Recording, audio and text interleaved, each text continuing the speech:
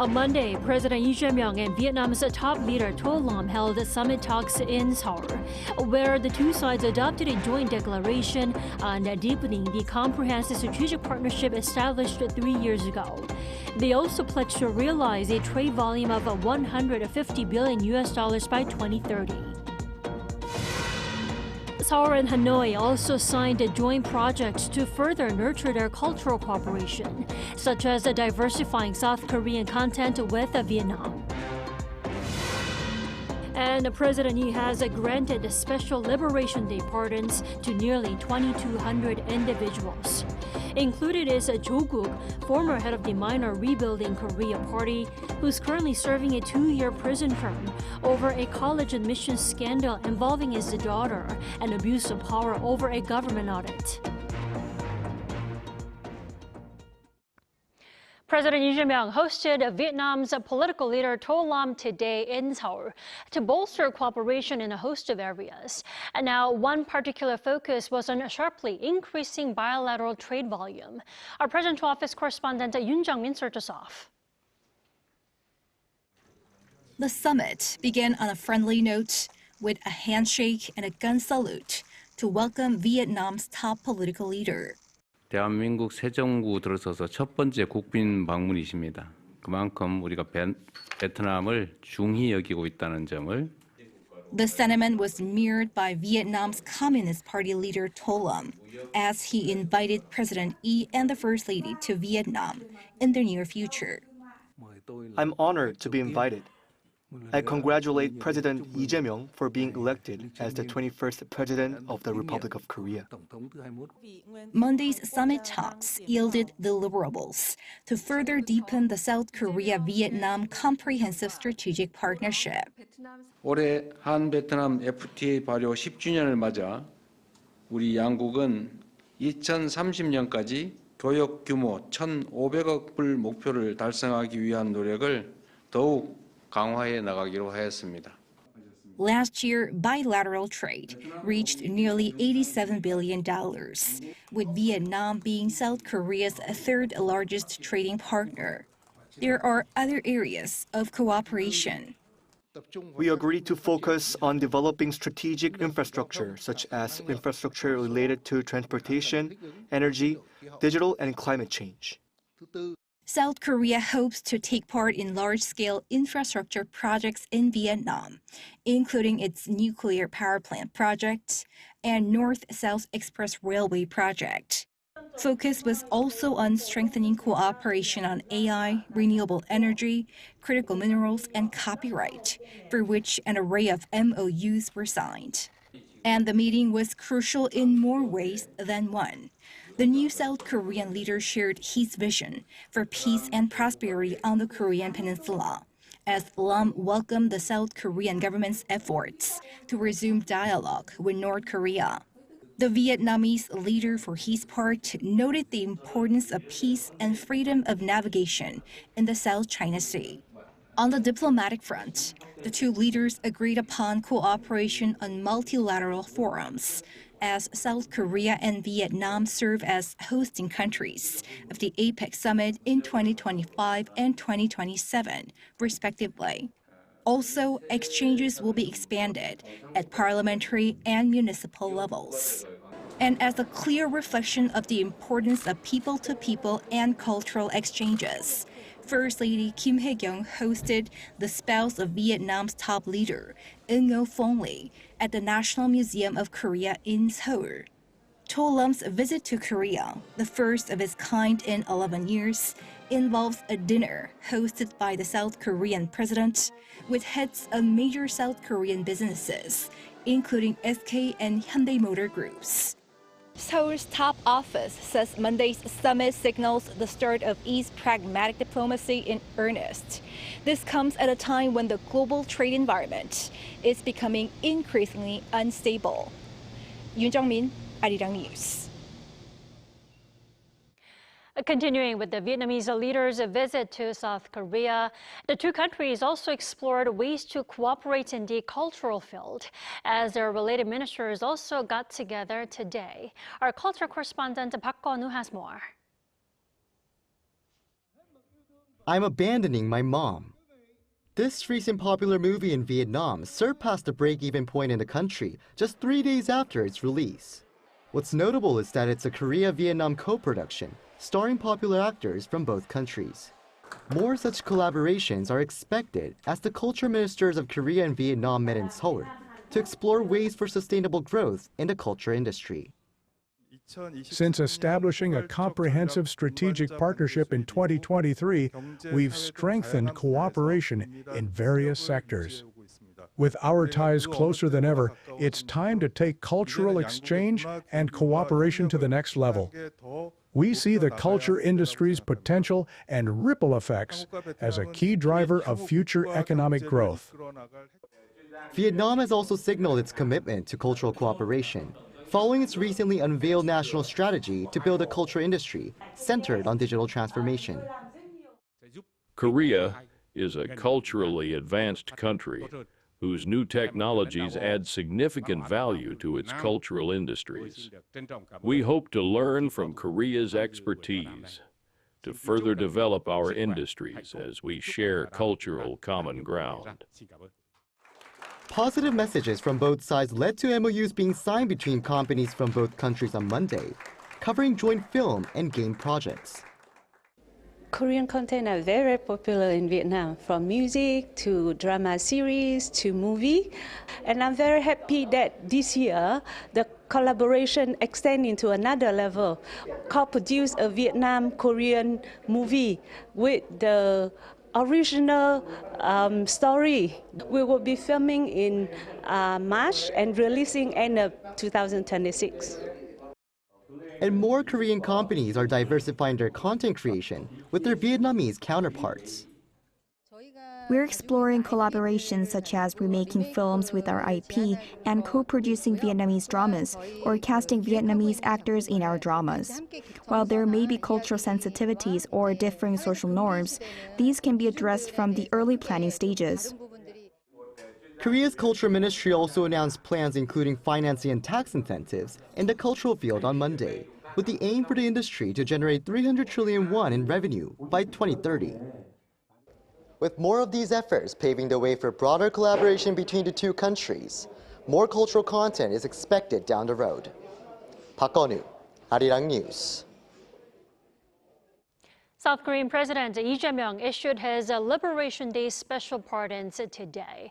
The clemency list spans high-profile politicians, business leaders, and members of the public. Our top office correspondent Song Yujin has the details. With South Korea's National Liberation Day on Friday, the customary presidential pardons have been announced. At an extraordinary cabinet meeting on Monday, clemency was granted to 2,188 people. This round of pardons is aimed at responding to the call for national unity, creating an opportunity to overcome division and conflict, and revitalizing the struggling economy amid global uncertainty. At the center of attention is Cho Guk, former head of the Minor Rebuilding Korea Party. Cho, who served as Justice Minister and senior presidential aide to former President Moon Jae-in, has been serving a 2-year prison term since last December for academic fraud involving his children and unlawfully interfering with a government-led corruption inspection. The Rebuilding Korea Party is an opposition party, and Cho Guk is not a close associate of President Lee. In fact, he's among those whose pardons were widely requested by figures from various political and religious circles. Pardoned with the restoration of rights, Cho can run for public office again, with the speculation that he may enter the 2026 local elections. Also among the 27 pardoned politicians is former lawmaker Yoon Mi-hyang, convicted of embezzling funds from a civic group supporting Korean wartime sex slaves known as Comfort Women. The main opposition People Power Party blasted the pardons as a, quote, reward for regime change. The pardons this time also aim to boost people's livelihoods. We expect pardons for key business leaders to help create jobs and drive dynamic growth, while clemency for small business owners and self-employed workers will support stability and recovery in the local economy. Notable names include former SK Network's chairman and CEO Choi Shin-won. Others include those who were sent to labor facilities for failing to pay court-imposed fines, as well as taxi and bus drivers. The first round of pardons under the new administration will take effect this Friday. 송유진, Arirang News.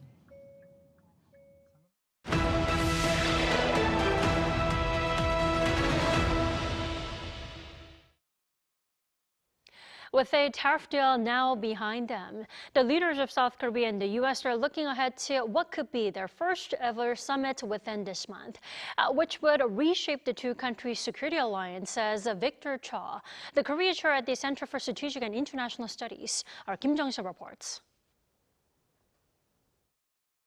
The tariff deal announced late last month may have dominated headlines, but for veteran Korea watcher Victor Cha, its biggest impact is on the agenda it clears the way for. Now that this has kind of been at least in a framework agreement stage, that really opens up space for the two leaders to talk about all the other things that are important in the alliance. They can get back to talking about the issues that matter on security, on the military, on defense and deterrence. That, he says, could set the stage for adjustments not just in policy, but in the alliance itself. I think they will. There will be some changes coming to the alliance. We've already seen them on the economic side, but there could also be some coming on the security side. Could you give us an example on what changes could come, and if you can just predict? We know very clearly that President Trump wants Korea to pay more for the stationing of U.S. forces in Korea. On the Korean side, the Lee government, progressive governments in general, have been very focused on trying to return OPCON transition. So that's something that could certainly come up. And President Trump has made no secret of his desire to reduce the U.S. military footprint in Korea, and including the number of ground troops that are in Korea. So those are three big areas where we could see potential change. Dr. Cha says any troop drawdown could be part of a broader alliance modernization, pairing fewer ground forces with more air and naval power and stronger South Korean intelligence and surveillance. If that's all packaged together as part of a dual effort to modernize the alliance, then I think you don't have any problems. Then I don't think you hurt deterrence, you strengthen the alliance. But he warns that acting without consultation could have the opposite effect. But if the United States just starts doing this unilaterally, just starts pulling forces unilaterally without much consultation, that can weaken the alliance and can also create miscalculation or misperception by the North Koreans and the Chinese that the alliance is weakening. Still, he says a trade deal opens the door for talks on key security issues, and their first meeting could determine whether the allies move toward a stronger, more modern security partnership. Kim Jong-sil, Arirang News.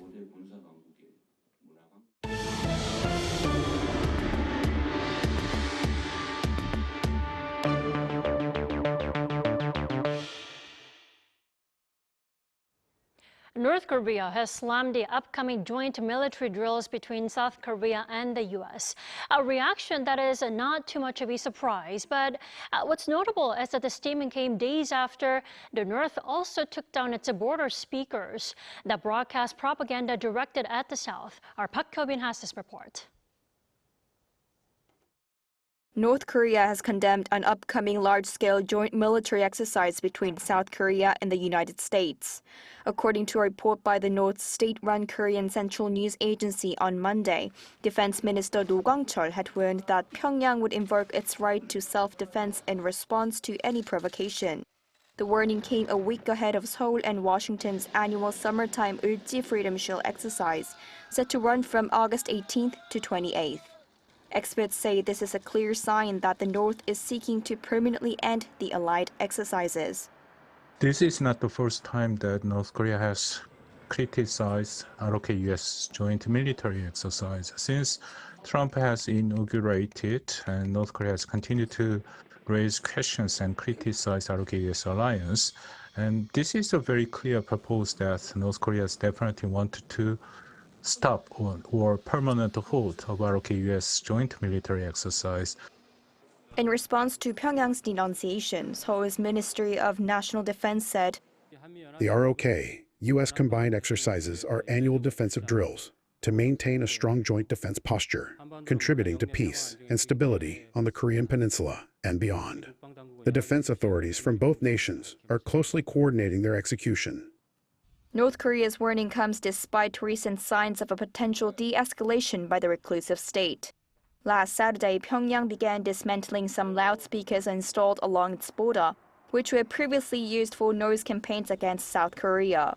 The move by the North came just days after Seoul completed removing border loudspeakers, a move aimed at reducing inter-Korean tensions last Tuesday. In response, Seoul's Ministry of Unification welcomed North Korea's swift removal of its border loudspeakers. Regarding North Korea's dismantling of propaganda loudspeakers along the border, our government assesses Pyongyang's swift action in removing its own loudspeakers, following our removal of anti-Pyongyang loudspeakers, positively. While the dismantling of loudspeakers hint at easing tensions, North Korea's hardline stance over the drills suggests the road to reconciliation will be far from smooth. Park Hoo-bin, Arirang News. The commander of U.S. Forces Korea stressed the importance of defense skill over troop size when asked to define the term alliance modernization. Our defense correspondent Kim Bo-kyung has this report. Capabilities over size. That is what General Xavier Brunson, the commander of the United States Forces Korea, emphasized when asked to define alliance modernization. This follows concerns in Seoul over a possible reduction of U.S. troops on the Korean Peninsula for strategic flexibility. The general did not directly mention any troop reduction, but he did highlight the need for Seoul to acknowledge strategic flexibility as well, citing the example of Patriot batteries that have been temporarily moved to the Middle East, but that are expected to return with upgrades. And whenever things of strategic flexibility happen, I think that the onus is on this command, read me, to ensure that our allies understand what I'm doing. But there's nothing that says that we can't move to where we need to be in support of my own nation and our own objectives. The general underlined that the ROK-U.S. alliance is not just dealing with North Korea, which he called the closest alligator to the boat, but also with Russia and China, which both have strong links with Pyongyang. What's being asked of Korea is to be stronger against DPRK, that we might have the flexibility as we modernize our alliance so that we could go do other things. Against such a backdrop, the issue of transferring wartime operational control, the OPCON transfer, was brought up as well. General Brunson said rushing things would hurt readiness and that conditions need to be bilaterally agreed upon. Now, if we choose to take shortcuts, that could endanger the readiness of the force here on the peninsula. So I think that our approach has to be one that is, again, bilaterally managed, bilaterally considered, and bilaterally assessed in order to get to that point. The allies are slated to go ahead with the annual Ulchi Freedom Shield starting next week. Some outdoor exercises have been adjusted, but the general says he is comfortable with the decision and asks the allies will still exercise fully. Kim Bo-kyung, Arirang News.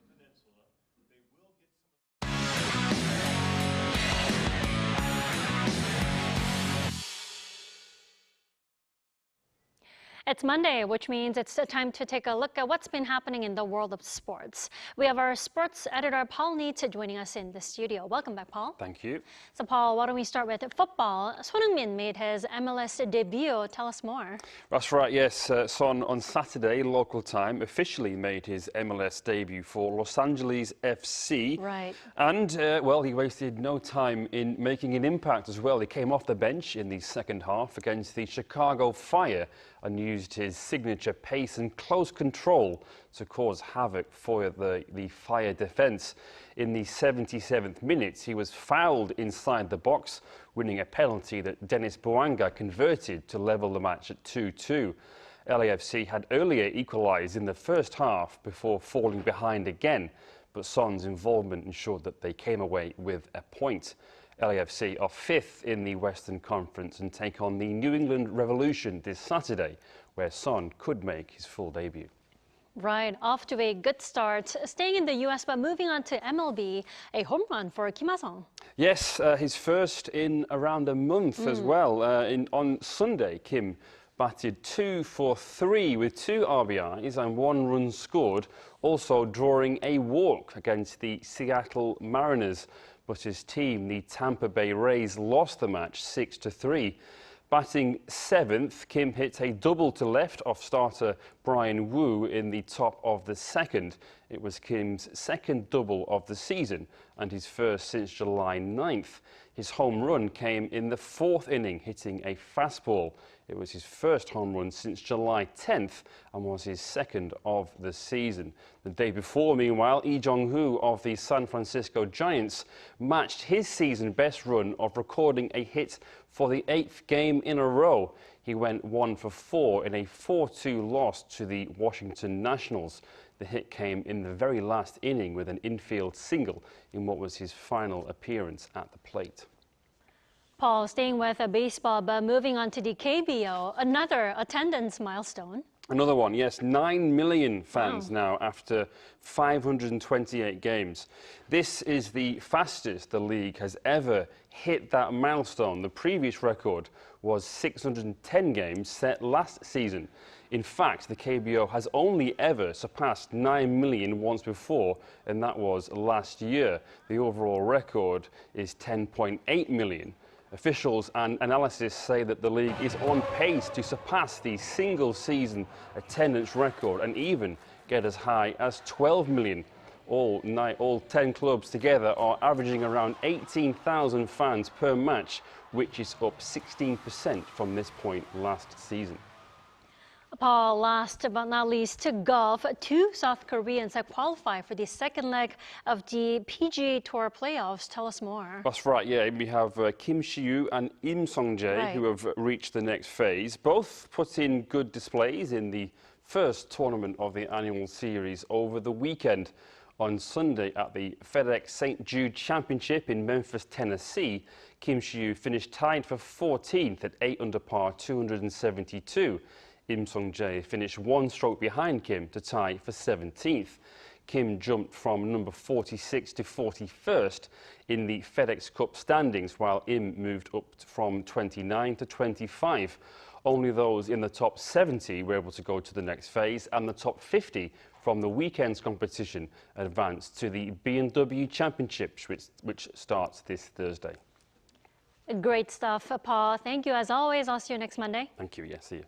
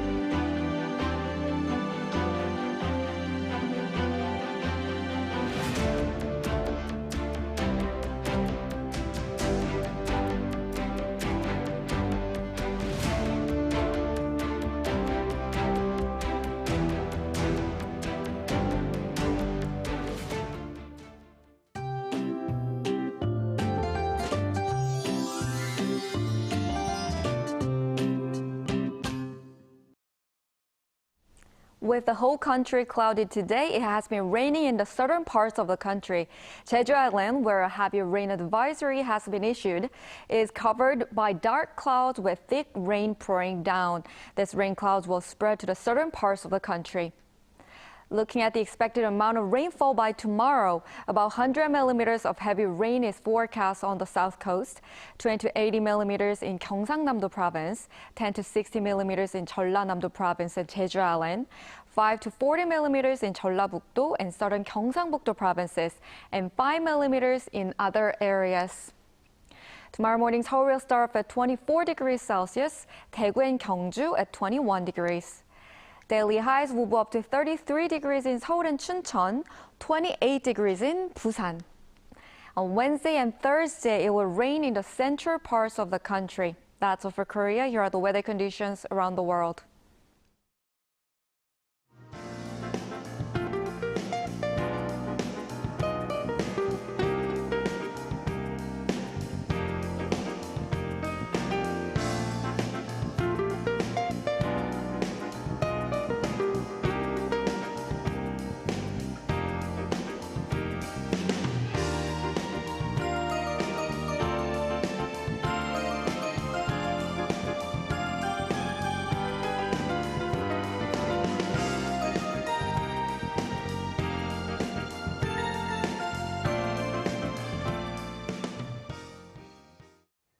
That is all we have for tonight. I'm Kim Dami. For all of us here at Arirang, thanks for watching and good night.